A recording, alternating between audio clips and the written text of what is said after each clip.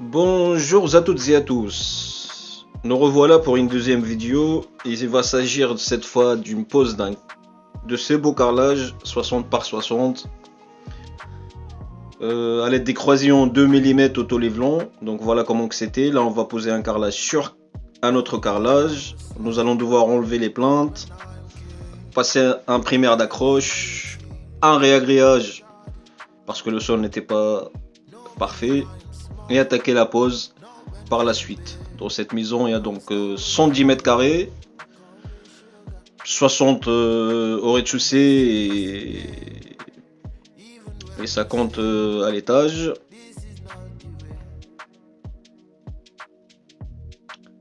À l'étage, donc c'était un parquet que nous allons pareil devoir démonter, enlever les plaintes, enlever les portes de placard, l'histoire de l'histoire de poser du carrelage en dessous aussi. Donc faudrait aussi raboter les portes de placard par la suite pour arriver à ce résultat là. Il va falloir donc procéder soigneusement car la maison elle est déjà peinte, donc le client n'allait pas donc refaire sa peinture, donc nous allons quand même travailler avec du ciment, des produits de réagréage. Il faut vraiment être soigneux et ne pas salir les murs. Voilà donc les portes une fois posées, rabotées. Venez, on va suivre ensemble le déroulement de ce chantier là.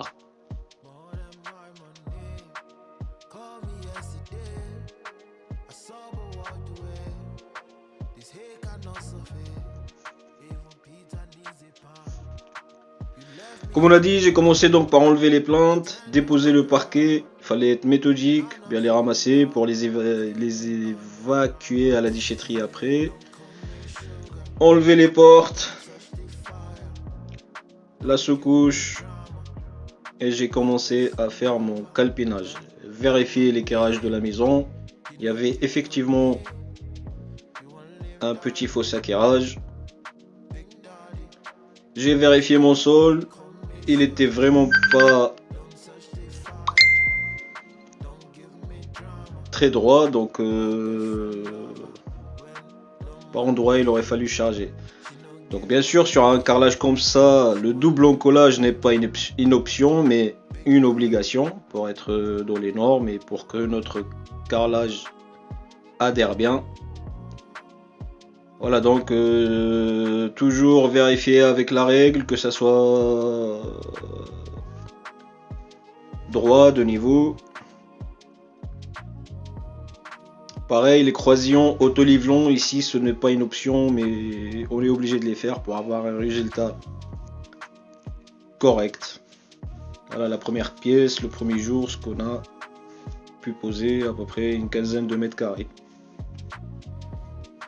Très important les coupes en bas des dormants, en bas des bâtis, faut vraiment, c'est là où on voit le carreleur s'il est bon, s'il est précis ou pas.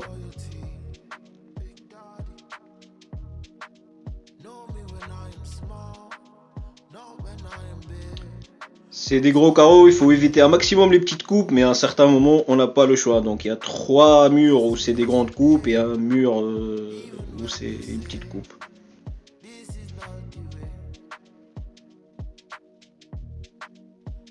Je fais aussi souvent valider mon calpinage par le client. Donc avant même que j'attaque la pose, je lui explique, je mesure et je lui dis que sur tel mur, vous allez avoir une coupe de telle taille et sur l'autre mur de telle taille. S'il est d'accord, et ben j'attaque. Ça évite que une fois posé, il ne soit pas content ou il ne soit pas d'accord. Donc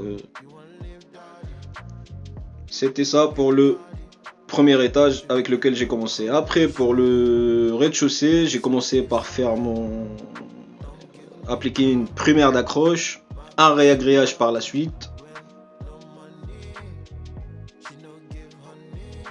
Mon calpinage, vérifier l'éclairage,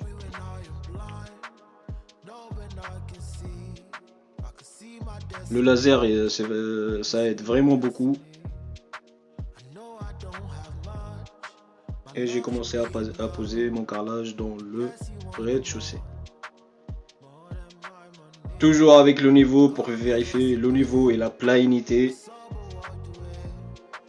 Les croisillons auto-lévelants. Le double en collage.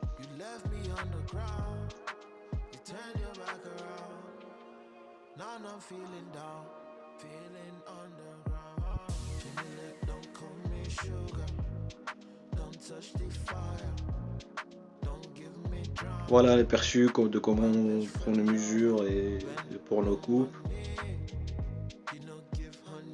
Une fois posé, il faut que la plinte puisse cacher la coupe.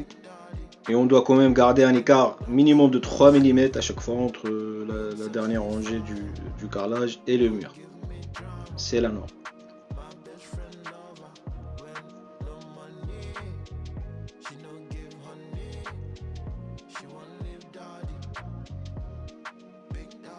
Voilà pour ce qui s'agit des coupes en bas de la porte. Ce n'est pas pour se la raconter, mais c'est presque de la chirurgie. Si j'ai un joint de 2 mm, je vais à faire une coupe ou un écart de 2 mm partout. C'est 2 mm partout. Pour les plaintes, donc les plaintes de ce genre-là, ils étaient chères. J'ai proposé à mon client de découper les plaintes sur des carreaux, ça lui revenait moins cher, donc c'est ce qu'on a fait. Là, ce que j'étais en train de raboter, c'est les coupes d'angles sortants. Donc, il faut les découper, les raboter pour avoir un angle de 90. C'est quand même plus beau que de les mettre droite. Et voilà ce que ça donne dans les coins. Toujours bourrer le bout en haut là en colle, essuyer à l'éponge après par la suite, avant que ça sèche. Car comme on l'a dit, la maison elle est déjà peinte. Il faut pas qu'on salit les murs.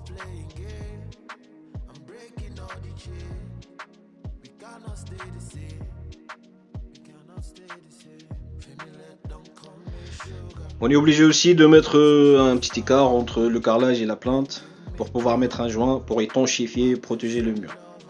Bien sûr, quand on a remonté, du coup les portes, toutes les portes sont... On s'est retrouvé à être obligé donc de les découper ou les raboter. Reposer les rails là où il fallait les reposer. Découper les plaintes de la cuisine. Et dans ce chantier là aussi, le client m'a demandé de lui poser une nouvelle toilette. Chose que j'ai fait. Ça a permis d'avoir du carrelage même au bas du toilette. Abattant ralentisseur et tout. Et voilà le résultat fini. Donc là, je vous les montre avant de faire les joints. Comme ça, vous arrivez à voir la pose. Car le joint a le même couleur des carreaux. Donc après, on va vraiment pas voir la qualité de mes finitions. Donc c'est pour ça, je vous les ai filmés comme ça. Et là, tout de suite, je vais vous les montrer fini, quoi. Ce que ça a donné une fois totalement fini.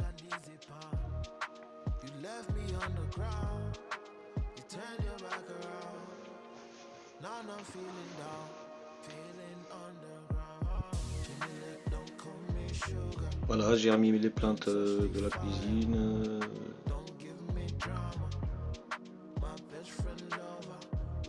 Voilà les coupes, comment ils sont faites. J'ai raboté donc toutes les portes. Autour de l'escalier, comment que ça donne.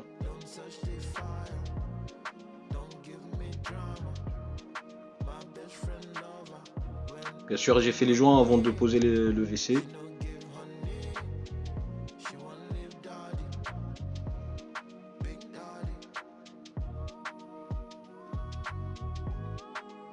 Là, je vais pouvoir attaquer mes joints.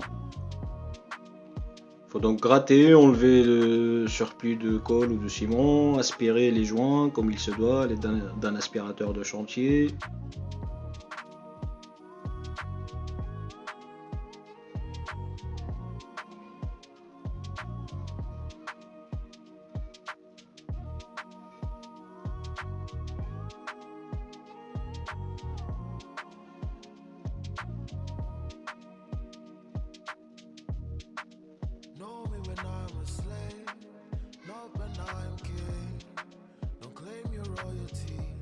Et à l'aide d'un aplatoire à joint, je commence à appliquer le joint.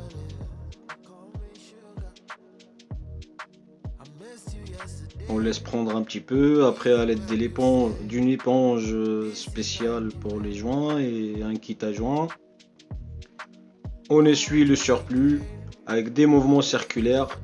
En vérifiant, il faut toujours avoir l'œil qu'il n'y a pas des creux ou il n'y a pas de manque.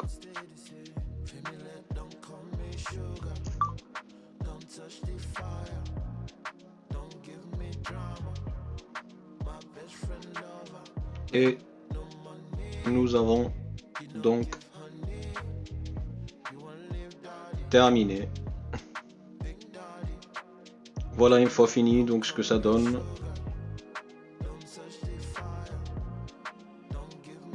J'avais mis à peu près donc 2 semaines tout seul à faire ce chantier là.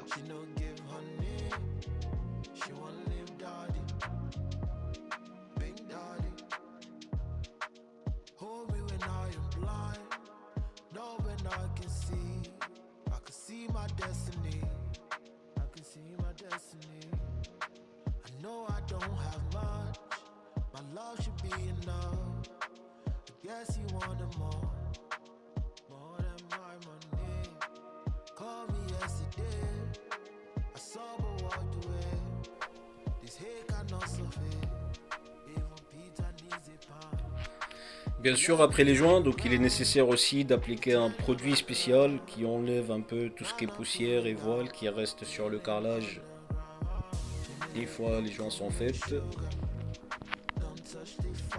Je vous laisse observer un peu ce qu'on a, le résultat fini.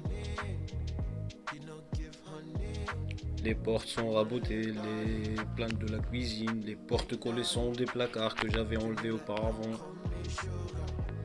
que j'ai découpé, raboté, remis, refixé les rails, colissons et puis posé les portes.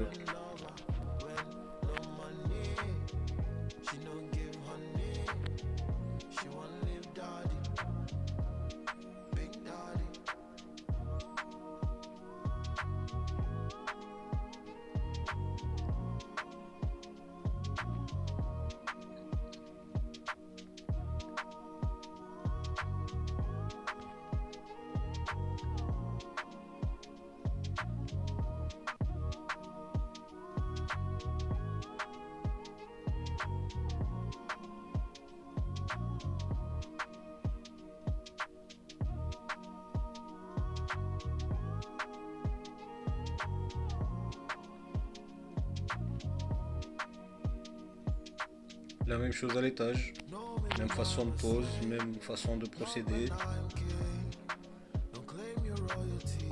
Donc, du carrelage, même à l'intérieur du placard.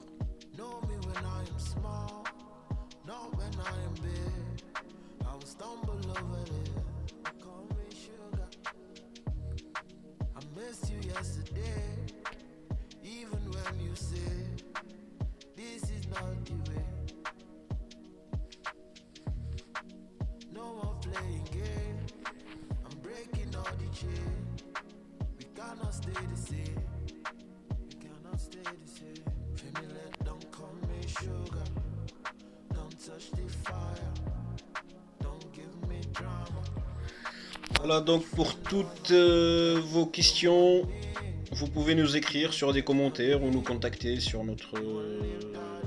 si vous nous suivez sur Facebook ou Instagram. Pour ceux qui souhaitent aussi un devis, peuvent nous contacter. Et si cela vous a plu, vous pouvez nous donner un coup de pouce pour nous motiver. Le petit pouce et abonnez-vous pour revoir donc tous nos nouveaux chantiers que nous allons vous poster très prochainement. Merci à toutes et à tous et à la prochaine vidéo. Au revoir.